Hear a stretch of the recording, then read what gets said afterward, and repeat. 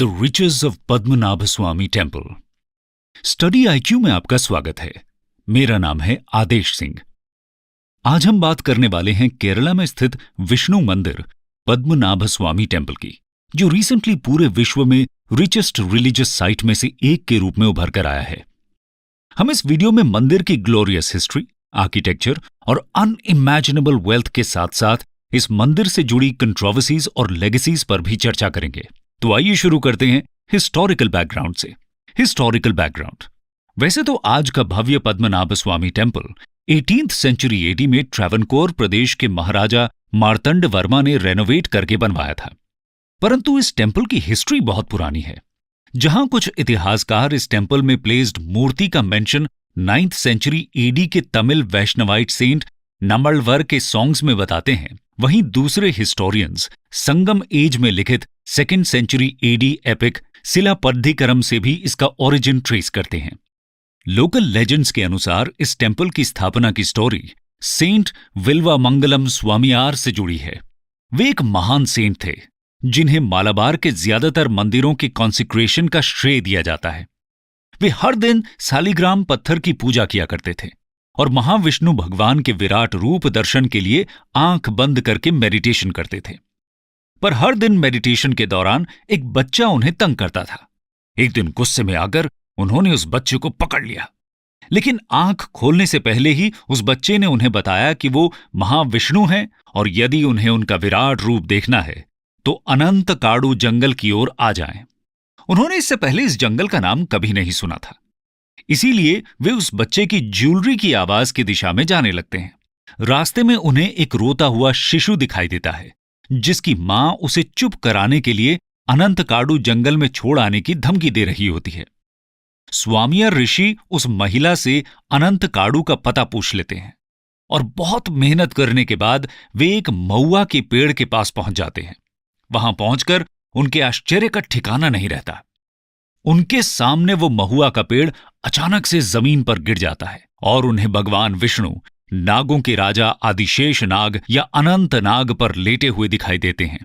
ये रूप इतना विशाल होता है कि इसका एक छोर तिरुवल्लम तो दूसरा छोर तिरुअप्पपूर तक पहुंच जाता है। स्वामियार ऋषि इस विराट रूप के दर्शन के बाद भगवान महाविष्णु से छोटे होने की प्रार्थना करते हैं ताकि वे उनकी पूजा और प्रदक्षिणा कर सकें।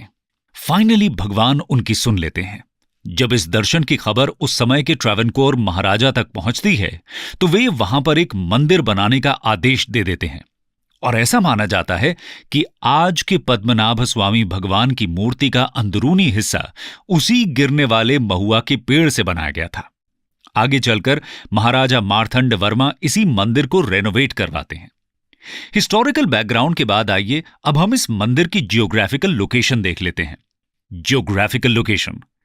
पद्मनाभ स्वामी टेम्पल गॉड्स ओन कंट्री यानी केरला की राजधानी तिरुवनंतपुरम में स्थित है। यह मंदिर वहां के कमर्शियल हब ईस्ट फोर्ट के सेंटर में सिचुएटेड है। यहां से अरेबियन सी भी बहुत पास है, जहां हर साल 2 बार लॉर्ड पद्मनाभ स्वामी की प्रतिमा को रिचुअल बाथ कराया जाता है। सीनिक लोकेशन होने के साथ साथ इस टेम्पल का आर्किटेक्चर भी बहुत लुभावना है। चलिए देखते हैं टेम्पल आर्किटेक्चर। पद्मनाभ स्वामी टेम्पल उन कुछ मलयाली टेम्पल्स में से एक है जहां आपको तमिल द्रविडियन आर्किटेक्चर और लोकल चेरा यानी केरला स्टाइल आर्किटेक्चर का यूनिक सिंथेसिस देखने को मिलता है। टेम्पल के सैंक्टम सैंक्टोरम में प्लेस्ड विष्णु भगवान की मूर्ति भी बाकी जगहों से अलग है। यहां का मेन श्राइन इस तरह से बनाया गया है कि इसमें आपको लॉर्ड ब्रह्मा, लॉर्ड विष्णु और लॉर्ड शिवा तीनों की झलक मिल जाएगी। मंदिर के अंदर विष्णु भगवान आदिशेष नाग यानी अनंत नाग पर लेटे हुए इटर्नल यौगिक स्लीप में दिखाई देते हैं। उनका राइट हैंड एक शिवलिंग को टच कर रहा है, वहीं उनकी नाभि से एक कमल यानी पद्म का फूल निकल रहा है, जिस पर लॉर्ड ब्रह्मा बैठे हुए दिखाई देते हैं। इसी कारण इस श्राइन और टेम्पल का नाम पद्म नाभ स्वामी पड़ा है। आर्कियोलॉजिस्ट्स के अनुसार इस श्राइन का कोर वुड का बना हुआ है, जिस पर ढेर सारे सालिग्राम पत्थर जड़े गए हैं। लेजेंड्स के अनुसार 18th सेंचुरी एडी में हुए रिकॉन्सिक्रेशन के समय महाराजा मार्तंड वर्मा ने नेपाल की गंडकी नदी से 12,008 सालिग्राम पत्थर मंगवाए थे, इस मंदिर को और भी आकर्षक इसके 3 दरवाजे बना देते हैं। पहले दरवाजे से शेषनाग, लॉर्ड विष्णु और शिवलिंग दिखाई देते हैं। दूसरे दरवाजे से लोटस फ्लावर पर बैठे लॉर्ड ब्रह्मा दिखाई देते हैं और तीसरे से लॉर्ड विष्णु के चरण दिखाई देते हैं। इसके अलावा मंदिर की एंट्रेंस पर बना एक विशाल गोल्डन गोपुरम इस मंदिर की बाहरी सुंदरता में 4 चांद लगा देता है। यहां गौर करने वाली बात है कि इस तरह का गोपुरम अक्सर केरला के दूसरे मेजर टेम्पल्स में नहीं दिखाई देता है। ये तो रही टेम्पल के आर्किटेक्चर की बात। आइए अब बात करते हैं इस टेम्पल के ह्यूज वेल्थ की। Richest religious site of the world, Padmanabha Swami temple अपने वॉल्ट्स में पाए गए इमेंस वेल्थ के कारण रिसेंटली बहुत चर्चा में रहा। यहां अभी तक टोटल 6 वॉल्ट्स यानी कि तहखानों का पता चला है, जिनमें सुप्रीम कोर्ट के सुपरविजन में खोले गए वॉल्ट्स में लगभग 1 लाख करोड़ वैल्यू का सोना और संपत्ति पाई गई है। इसी डिस्कवरी के कारण यह मंदिर पूरी दुनिया का one of the richest religious site बन गया है। यहां ध्यान रखने वाली बात यह है कि अथॉरिटीज द्वारा एस्टिमेटेड वैल्यू में इस वेल्थ का कल्चरल, हिस्टोरिक और एंटीक वैल्यू नहीं ऐड किया गया है। उदाहरण के लिए गुप्ता एरा गोल्ड कॉइन की प्रेजेंट वैल्यू उसमें यूज हुए गोल्ड की वैल्यू से कहीं अधिक होगी। सिमिलर लाइंस पर यदि पद्मनाभ स्वामी टेम्पल के वेल्थ का एस्टिमेशन किया जाए तो शायद इसकी वैल्यू 1 लाख करोड़ से बहुत ज्यादा होगी। इस रिचनेस के अलावा पद्मनाभ स्वामी टेम्पल कई कंट्रोवर्सीज का भी केंद्र रहा है। आइए देखते हैं कंट्रोवर्सीज सराउंडिंग पद्मनाभ स्वामी टेम्पल। ट्रेवनकोर साम्राज्य में मैट्रिलिनियल सक्सेशन की प्रथा सालों से चली आ रही है। यहां की रानी महाराजा की पत्नी नहीं बल्कि उनकी बहन यानी सिस्टर होती हैं और यहां की राजगद्दी महाराजा के बेटे की जगह उनकी सिस्टर के बेटे यानी कि भांजे को मिलती है। 18th सेंचुरी एडी में इसी प्रकार राजगद्दी पर बैठे महाराजा मार्तंड वर्मा ने अपने पूरे साम्राज्य को पद्मनाभ स्वामी भगवान के चरणों में समर्पित कर दिया और यह डिक्लेयर किया था कि वे पद्मनाभ स्वामी भगवान के दास यानी कि सेवक के रूप में शासन संभालेंगे।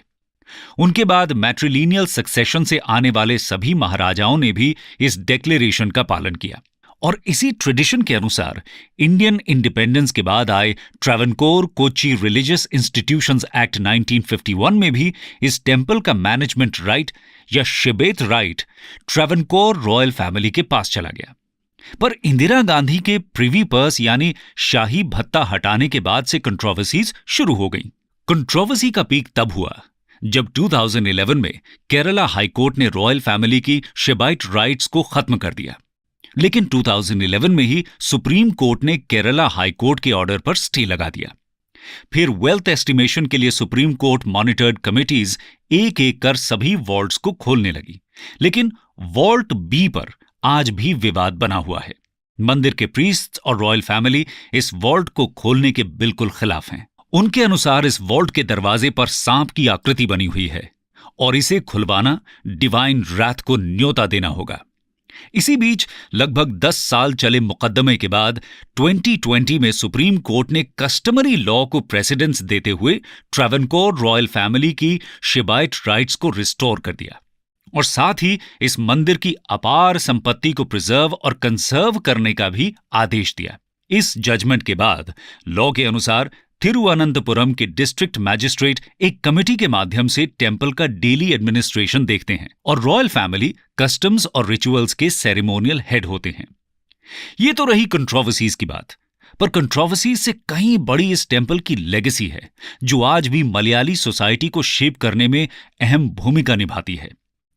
आइए हम इनमें से 2 प्रमुख लेगेसीज पर बात कर लेते हैं। Legacy of Padmanabha Swami temple. Padmanabha Swami temple का इतिहास पूरे केरला और खासकर तिरुवनंतपुरम के इतिहास से जुड़ा हुआ है। इस मंदिर के कारण ही त्रिवेंद्रम का नाम बदलकर सिटी ऑफ लॉर्ड अनंता यानी कि तिरुअनंतपुरम रखा गया था। वहीं दूसरी लेगेसी इस टेम्पल से जुड़े हाफ ईयरली अरट्टू फेस्टिवल से लिंक्ड है। मलयालम शब्द अरट्टू का अर्थ रिचुअल बाथ होता है, जहां पैंकुनी अरट्टू फेस्टिवल मार्च से अप्रैल में मनाया जाता है। वहीं अल्पाशी अरट्टू फेस्टिवल अक्टूबर से नवंबर में मनाया जाता है। इन दोनों आराट्टू फेस्टिवल्स के अवसर पर इस मंदिर से एक रॉयल प्रोसेशन निकाला जाता है, जिसमें लॉर्ड पद्मनाभ स्वामी, लॉर्ड कृष्णा और लॉर्ड नरसिम्हा की इमेजेस को डेकोरेटेड एलिफेंट्स पर बिठाकर अरेबियन सी में स्नान कराने के लिए ले जाया जाता है। यह प्रोसेशन इतना महत्वपूर्ण होता है कि उस दिन तिरुवनंतपुरम इंटरनेशनल एयरपोर्ट की फ्लाइट ऑपरेशंस कुछ घंटों के लिए सस्पेंड कर दी जाती हैं और आर्म्ड पुलिस फोर्स के साथ अर्स्टवाइल ट्रावनकोर के महाराजा एयरपोर्ट के मेन रनवे से होते हुए बेयरफुट शंगुमुखम बीच तक यात्रा करते हैं। फिर रिचुअल बाथ के बाद मशाल की रोशनी में तीनों भगवानों को वापस मंदिर लाया जाता है। ये दोनों फेस्टिवल्स मलयाली सोसाइटी में हार्मनी लाने का काम करते हैं। वहीं पद्मनाभ स्वामी टेम्पल केरला ही नहीं बल्कि पूरे भारत में वैष्णवाइट फेथ का इंपॉर्टेंट सेंटर है। अतः इस मंदिर के संदर्भ में यह कहना अधिक नहीं होगा कि ये इतिहास बनाने वाला मंदिर नहीं बल्कि खुद में ही एक इतिहास है।